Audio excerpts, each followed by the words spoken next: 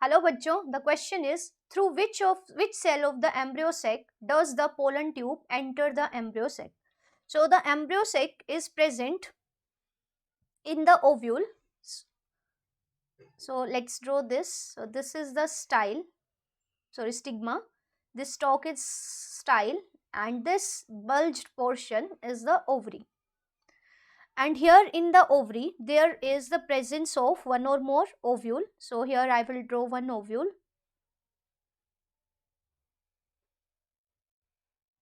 So this is an ovule. These are the integuments of ovule. And this end where the integuments are absent, this end is the micropyle and the opposite end is the chaliza. Now here towards the micropylar end there is presence of a 7-celled 8 nucleated structure, and this structure is known as the embryo sac. So this is an embryo sac, and towards the micropylar end there is presence of 3 cells, and out of these the 2 are having the filiform apparatus, the special cellular thickening.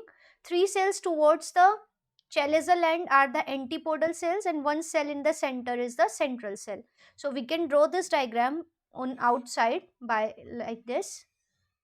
So this is an embryo sac, this is the micropylar end.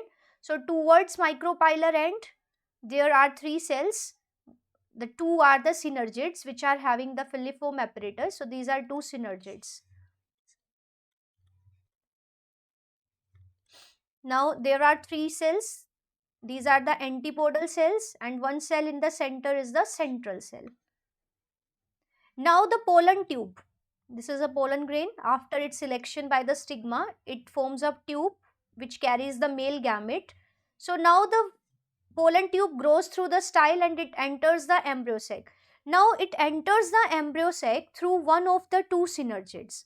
So for this, the synergids secrete some chemicals which attract the pollen tube. So synergids, there are 2 synergids. So pollen tube, this is pollen tube. So pollen tube enter the embryo sac through one of the 2 synergid, and for this the synergids secrete some chemicals which acts as attractants, and also the filiform apparatus guide the entry of pollen tube.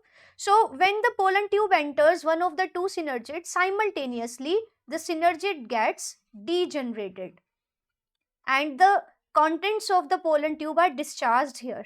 So simultaneously that means the entry of pollen tube and the degeneration of synergids are the simultaneous events. So the answer of this question is option C, that pollen tube enters the embryo sac through one of the 2 synergids and which is degenerated. So let's see the other 3 options as well. So egg cell, so this is the egg cell or female gamete. Here the pollen tube doesn't enter through this. Persistent synergid, so this one is persistent but later on it also gets degenerated, and the central cell is the largest cell which is having 2 polar nuclei. So out of these the only right option is option C. I hope it is clear. All the best.